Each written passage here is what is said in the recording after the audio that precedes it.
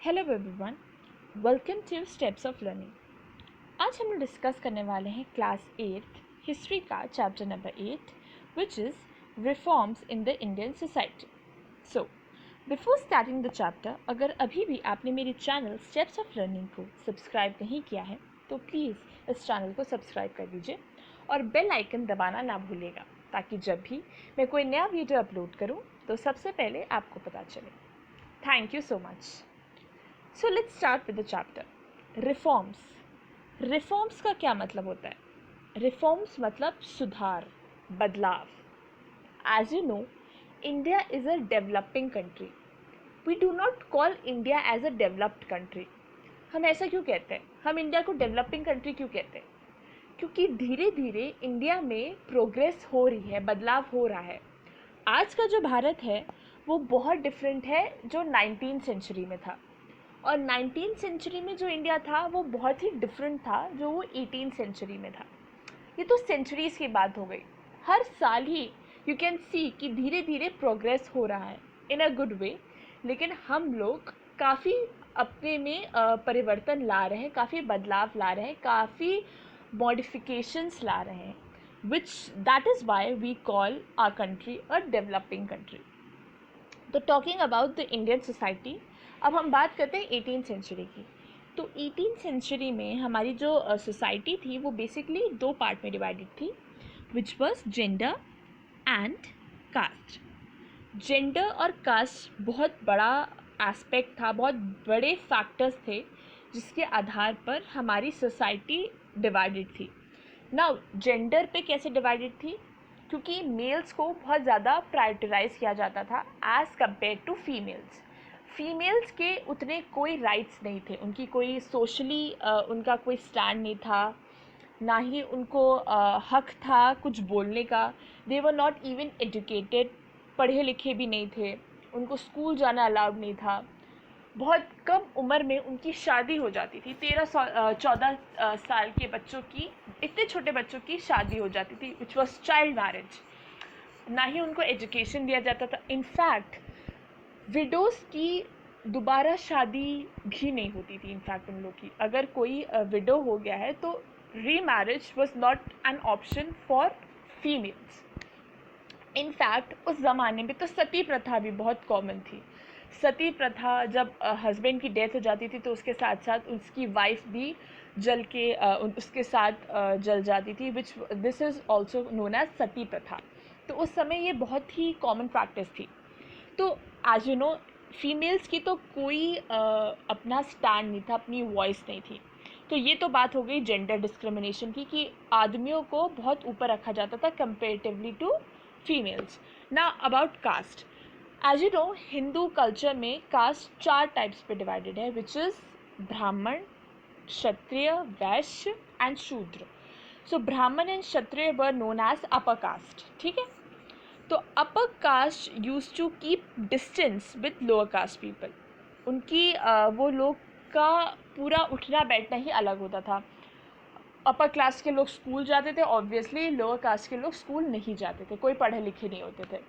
वो उनके घर के अंदर, मतलब कि जो अपर कास्ट के लोग थे उनके घर में नौकर थे और ये सब काम करते थे, शूद्र बेसिकली। और उनका भी कोई स्टैंड नहीं था, उनका मतलब कि हर चीज़ डिफरेंट थी अपर कास्ट की उनसे। उन लोग को अलग कुआं था अपर कास्ट लोगों का, उनको मंदिर जाना अलाउड नहीं था। ये सब डिस्क्रिमिनेशंस होते थे। प्लेइंग एरिया सब अलग थे। तो ये कुछ कुछ चीज़ें थी जो बहुत गलत थी, लेकिन यही वो दो फैक्टर्स थे जिस पे डिस्क्रिमिनेशन और सोसाइटी डिवाइडेड थी। So upper caste people use to keep distance with lower caste people. So इसी में सुधार लाने के लिए कुछ कुछ एसोसिएशंस बने in different parts of India, like Bengal, Maharashtra and south India. परिवर्तन लाने के लिए तो यही सबसे पहले जहाँ पर शुरू हुए इंडिया में, that was Bengal, Maharashtra and south India. अब रिफॉर्म्स कैसे, बदलाव शुरू हुए, कैसे सुधार लाए गए, अब हम इसके बारे में पढ़ते हैं। So this was the brief overview of what we are going to study in this chapter. I hope इतना आपको समझ में आ गया हो कि what is what we are going to study right now in this chapter. That our society was divided into two factors, which was your caste and gender. Female were not given any rights. Male was always prioritized. Our society was divided into caste also on the caste basis. Upper caste people used to keep distance with lower caste people. In fact, lower caste people also didn't have any rights. So this was the basic difference जो हम 18th और 19th century में देख पा रहे थे. Now our next topic is association for reforms. अब क्या क्या एसोसिएशंस बने सुधार लाने के लिए, ठीक है. तो अब ये जो एसोसिएशंस हैं, it started in first half of 19th century. 19th century के फर्स्ट हाफ में शुरू हुआ था और 6 रिफॉर्म्स बने थे, विच वॉज ब्रह्मो समाज, वेद समाज, प्रार्थना समाज, सत्य शोधक Samaj, Arya Samaj and Ramakrishna Mission. So these were the 6 association formed to bring difference in our Indian society. अब हम एक एक करके पढ़ते हैं और समझते हैं कि क्या इन associations बने थे और इससे क्या difference आया. So starting with ब्रह्मो समाज, ये आपका बना था 1828 में by Raja Ram Mohan Roy. It was founded by Raja Ram Mohan Roy. पहले इसका नाम ब्रह्मो सभा था, लेकिन बाद में इसको ब्रह्मो समाज कर दिया गया. कलकत्ता में इसकी शुरुआत हुई थी. ये काम करता था आपके रिलीजियस रिफॉर्म्स में. अब रिलीजियस रिफॉर्म्स क्या होते हैं? रिलीजियस डिफ्रेंसिएशंस जो होते थे कि अपर कास्ट को ही जाएंगे वो लोग मंदिर, लोअर कास्ट को मंदिर जाने का मतलब कि उनको जाना अलाउड नहीं था. ये एक रिलीजियस रिफॉर्म्स थे. ऑब्वियसली उस समय India was divided into different religions also. बहुत टाइप के रिलीजन्स भी थे, उसमें भी डिफ्रेंसिएशंस होते थे. तो basically it work for social and religious reform. Socially जो डिफरेंस थे आपके ब्राह्मण, शूद्र, वैश्य, क्षत्रिय में, और रिलीजियसली जो डिफरेंस आ रहे थे अकॉर्डिंग टू द रिलीजन, उस पर ये वर्क करता था. तो ब्रह्मो समाज का ये काम था. नेक्स्ट आपका आता है वेद समाज, ठीक है. अब वेद समाज क्या था? वेद समाज वॉज फाउंडेड इन 1864, ठीक है. ये भी ब्रह्मो समाज के आइडियाज़ पे ही चलता था. ये भी मतलब कि उसी के पच्चनों पे चलता था.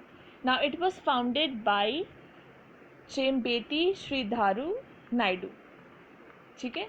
ही is the most important leader, Chembeti Sridharu Naidu, ठीक है.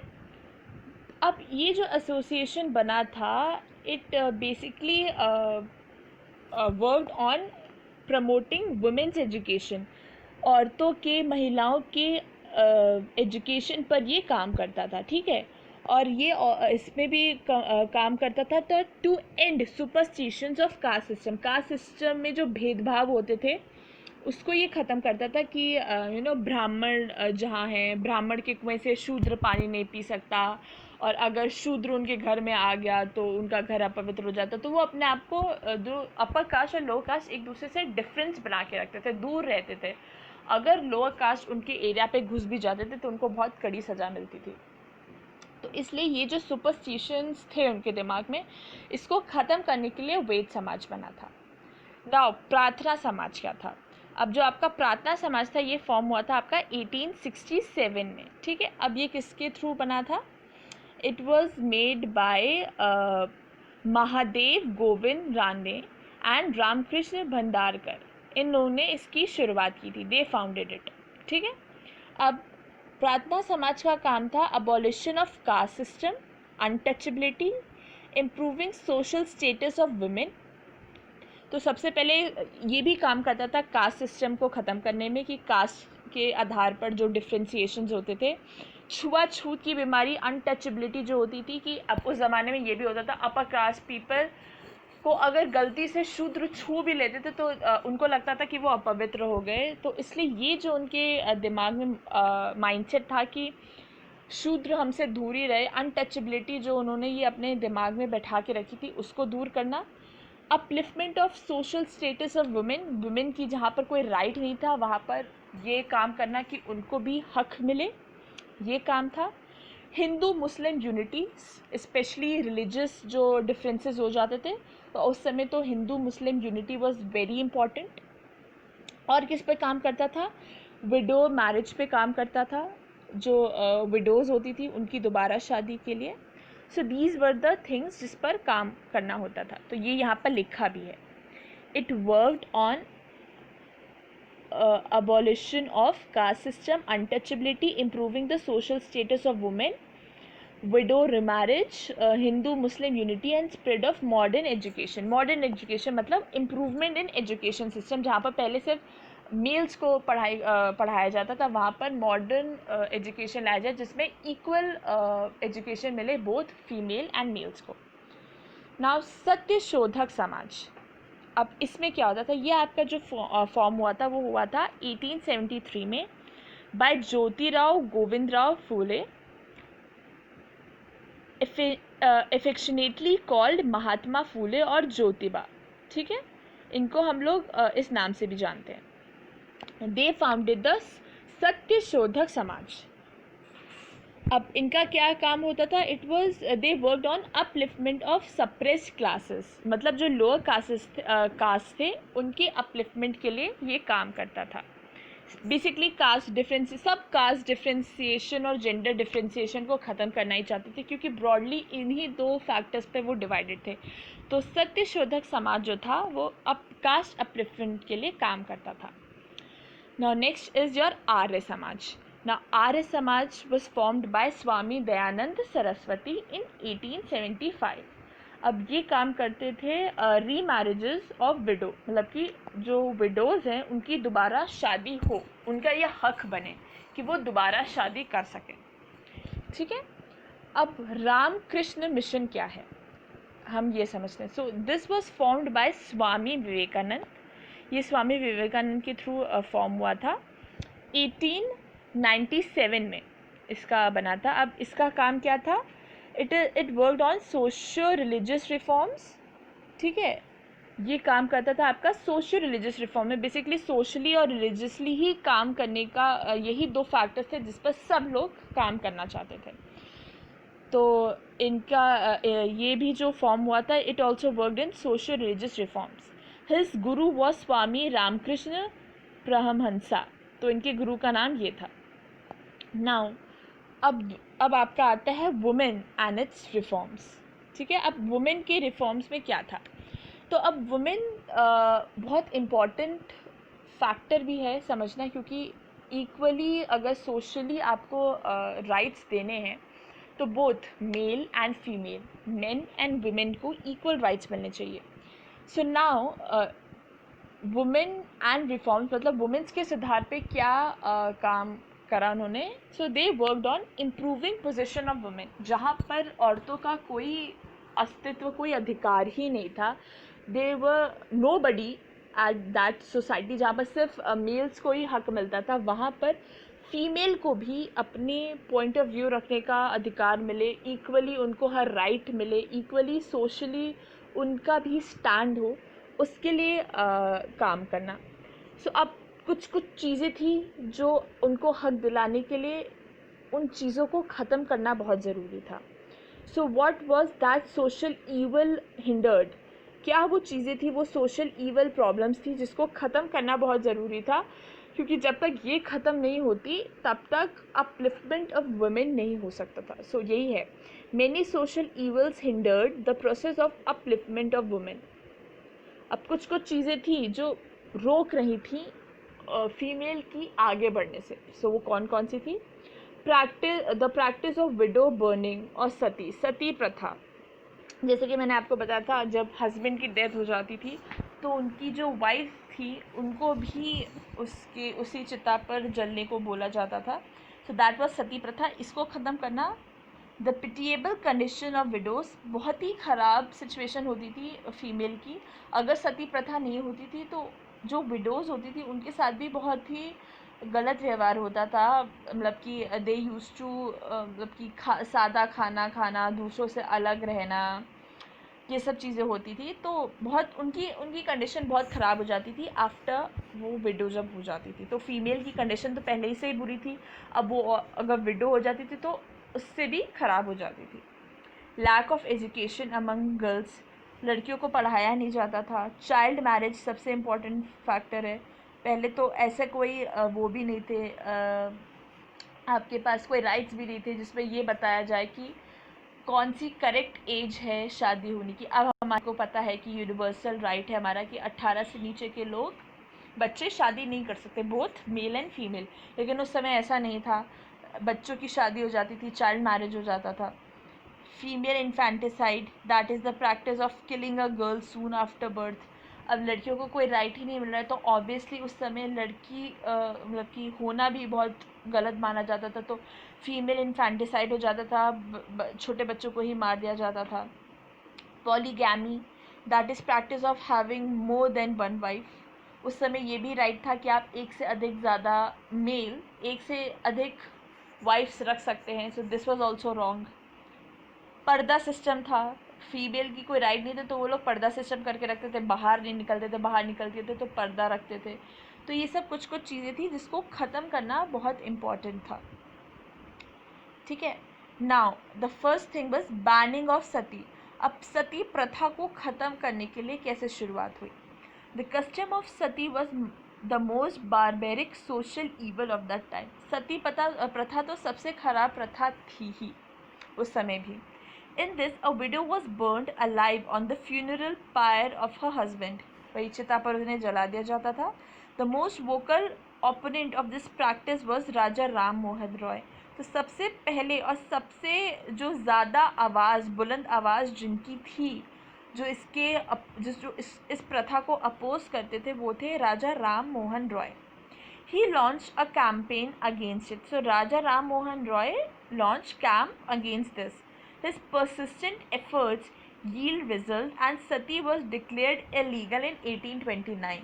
तो 1829 में ही सती प्रथा को उनकी वजह से इलीगल डिक्लेयर कर दिया गया था। लेकिन उसके बाद भी बहुत टाइम तक सती प्रथा को लोग प्रैक्टिस करते थे, लेकिन उसके बाद it was an illegal thing. मतलब कि अगर कोई पकड़ा जाए सती प्रथा करके तो उसको मतलब कि ये जुर्म है पुलिस और कानून के नज़र पर। नाउ विडो रीमैरिज, अब जो विडोज़ हो जाती थी उनकी दोबारा शादी करना, ये होना चाहिए था। इसको लागू करने के लिए क्या प्रोसेस हुआ अब ये समझते हैं। In the 19th century the condition of widow was pitiable, मतलब विडोज़ की कंडीशन तो बहुत ही ख़राब थी। They were not allowed to remarry, nor could they attend family and community functions because their presence at such happy occasion was considered inauspicious. हाँ, females को जो window होती थी, अब वो ना ही वो हमेशा अलग रहती थी, वो ना ही किसी ऑस्पिशियस ओकेजन, किसी भी मतलब पूजा पाठ और उन सब की जगह पर नहीं जा पाती थी, क्योंकि उन्हें इनऑस्पिशियस माना जाता था, अपवित्र माना जाता था। सो उस समय तो ये सब होता ही था। उनके कपड़े भी सादे हो जाते थे, वो बंद कमरे में रहती थी, हमेशा अलग रहती थी। तो इस पर भी वर्क शुरू हुआ। Ishwar Chandra Vidyasagar, now this person launch a crusade for the betterment of widows. अब इन्होंने विडोज़ की बेटरमेंट के लिए काम करना शुरू किया। He also wanted that widows should be allowed to remarry. उन्होंने कहा कि जो विडोज़ हैं उनको दोबारा शादी करने का हक है, इफ़ दे विश्ड, अगर वो चाहती हैं तो। His efforts led to the passing of Hindu Widows Remarriage Act. इसके बाद एक्चुअली में एक एक्ट पास हुआ which was Hindu widows remarriage act 1856 में, जिसने परमिशन दी कि विडोज़ दोबारा मैरिज कर सकती हैं। People who were against the remarriage of widows oppose and boycotted Vidyasagar. अब प्रॉन्स एंड कॉन्स तो होते ही हैं, कुछ लोग थे जो उसको अपोज कर रहे थे और उन्होंने विद्यासागर जी को बॉयकॉट कर दिया। लेकिन फाइनली ये एक्ट पास हो गया कि वो फीमेल्स जो विडो हैं, अगर वो चाहती हैं दोबारा शादी करना तो वो बिल्कुल बेशक कर सकती है ना। Pandit Ramabai Ranade was another social reformer. she dedicated her life to the cause of women rights. She set up a home for widows in Pune. अब इन्होंने ये जो थी, she was also a female reformer, social reformer. इन्होंने decide किया कि एक जगह खोलते हैं जहाँ पर विडोज़ को रखा जाए, which was in Pune. Women were given vocational training है, यहाँ पर उन्हें वोकेशनल ट्रेनिंग भी दी जाती थी. एजुकेशन फॉर गर्ल्स, शिक्षा सबसे बेसिक एक राइट होती है जो हर ह्यूमन बीइंग का हक है आज के टाइम पे. लेकिन उस समय 18th सेंचुरी में फीमेल को शिक्षा का हक नहीं था. उनको, वो लोग पढ़े लिखे नहीं थे, दे वर इलिटरेट. तो उनको पढ़ाना लिखाना was also the major factor कि अगर ये ना हुआ तो उनका फीमेल वुमेन रिफॉर्म नहीं हो पाएगा. Today, most of girls go to school and receive education, but the situation was very different in the 19th century and of course 18th century. 19th century में बहुत डिफरेंट थी. आज तो equal rights है, लड़का लड़की सब पढ़ते हैं, लेकिन 19th century में ऐसा नहीं था. Girls then were discouraged for attending school. Some people believed that girls who were educated would not find a husband. उस समय उन लोगों को लगता था अगर लड़कियां पढ़ी लिखी हो जाएं, ज़्यादा पढ़ी लिखी हो जाए तो उनको कोई हस्बैंड नहीं मिलता है. तो अब देखिए धीरे धीरे कितना डेवलपमेंट हुआ है कि आज अब ऐसा हो गया है कि अगर लड़की पढ़ी लिखी नहीं है तो उससे कोई हस्बैंड नहीं मिलता है. लेकिन उस समय था कि ज़्यादा लड़की पढ़ी लिखी हो जाए तो हस्बैंड नहीं मिलता था. तो ड्रास्टिक चेंज तो हुआ है बहुत पहले से. Others were of the belief that the husband of an educated woman will die young. ऐसा भी मानना होता था उस समय. ये सब सुपरस्टिशंस ही हैं कि अगर लड़की ज़्यादा पढ़ी लिखी हो गई है तो उनके हस्बैंड की डेथ बहुत जल्दी हो जाएगी. So these were baseless superstitions जिसका कोई आधार नहीं होता था, लेकिन ये लोग बस मानते थे कि लड़कियों को ना पढ़ाया जाए. तो ऐसी ऐसी धारणाएं बना देते थे कि अगर ज़्यादा पढ़ी लिखी होगी तो उनके हस्बैंड की जल्दी डेथ हो जाएगी and all that. The reformers of the period wanted women to be educated. तो उस समय जो रिफॉर्मर्स थे, जो बदलाव लाना चाहते थे, वो ये चाहते थे कि फीमेल भी एजुकेशन पाए. They believe that education would give them a better life. Obviously उनको उस समय लगता था कि शिक्षा अगर लड़कियों को भी मिले तो वो they will provide them a better lifestyle. The biggest advocates of women education were Mahatma Phule, Savitri Bai Phule. ठीक है, ये दोनों थे जो वुमेन एजुकेशन पे काम करते थे. एंड ईश्वर चंद्र विद्यासागर, ये तो थे. In 1848 Jyotiba opened school for girls belonging to lower caste. अब कास्ट डिफरेंस भी होता था, ऊपर से अगर फीमेल्स होगी तो उनकी तो और ही उनकी हालत बुरी होती थी. सो इन 1848 Jyotiba opened schools for lower caste girls. जो लोअर कास्ट की थी उनके लिए उन्होंने स्कूल खोला. He was closely associated with Lord Drinkwater Bethune, who started the first school for girls in Calcutta in 1849. In the south, Kandukuri Veer Salingam worked for the education of girls. तो south में west side सब लोग काम कर रहे थे for female education. Due to his efforts for the upliftment of women he was known as Vidyasagar of south India. अब इतना वो जो प्रोसेस कर रहे थे, हेल्प कर रहे थे फीमेल्स को पढ़ाने के लिए, इसी वजह से he was known as Vidyasagar of south India. Now law against child marriage. अब ये एक बहुत इम्पॉर्टेंट फैक्टर था कि बाल विवाह को रोकना, विच इज़ चाइल्ड मैरिज को रोकना, ये बहुत गलत था. During that time children were married off at a very young age. The reformers protested against this, and after a lot of struggle, the Child Marriage Restrict Act, also known as Sarda Act, was passed in 1929. अब 1929 में ये act पास हुआ जो रोकता था कि छोटे बच्चों की कम उम्र में शादी नहीं होनी चाहिए, which was Child Marriage Restraint Act. In 1929 में एक्ट हुआ था. The act fixed that minimum age of girls marriage would be 18 and boys की 21 होनी चाहिए, जो आज भी है. Now the challenging the caste system. अब कास्ट सिस्टम में क्या चैलेंजेस आते थे?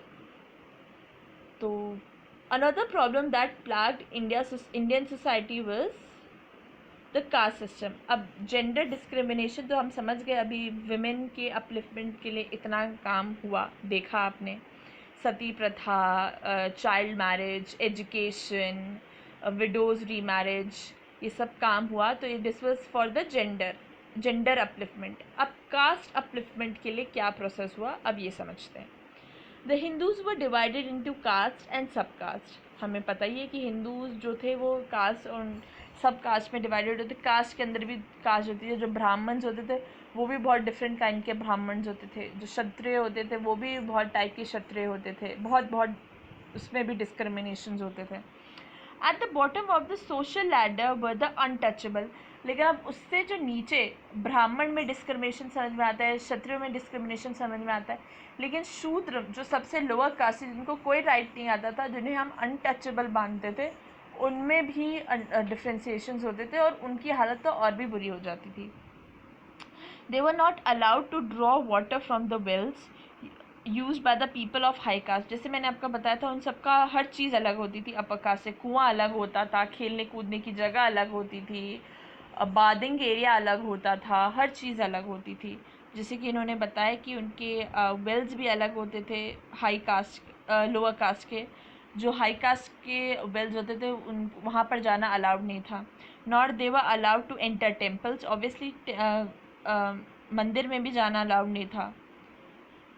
और स्टडी एट द शास्त्रास, मतलब स्कूल जाना भी अलाउड नहीं था। शिक्षा पर भी उनका कोई अधिकार नहीं था। The untouchables were thought to have a polluting effect on people, and therefore a high caste person would not eat or drink anything touched by an untouchable. तो अगर ये अनटचेबल्स मतलब आपके जो लोअर कास्ट के लोग कहीं चले जाते थे उन एरियाज़ पर जो अपर कास्ट लोगों की थी, तो वो उस चीज़ों को छूते भी नहीं थे, चाहे वो खाना हो जाए, चाहे कोई ड्रिंक हो जाए, क्योंकि उन्हें लगता था कि उन्होंने अनटचेबल्स ने जो लोअर कास्ट ने उस जगह को अपवित्र कर दिया है। तो ये सब उनके माइंडसेट में माइंडसेट था उन लोगों का कि वो लोग इन सब चीज़ों में भी डिस्क्रिमिनेशन करते थे। अब इसमें बदलाव लाने के लिए कहाँ कहाँ काम हुआ? ईस्टर्न इंडिया में काम हुआ, वेस्टर्न इंडिया में काम हुआ एंड सदर्न इंडिया में भी काम हुआ। तो सबसे पहले हम समझते हैं ईस्टर्न इंडिया के में। The reformers of the period criticized caste inequalities. Caste inequalities को गलत माना जाता था। राजा Ram Mohan Roy realized that the reform of Indian society had to be preceded by a reform of Hinduism itself. He believed that Hinduism should be free from the control of Brahmins. अब जहाँ पर ब्राह्मणों को इतना ऊपर रखा जाता था, तो ब्राह्मण अपना मतलब कि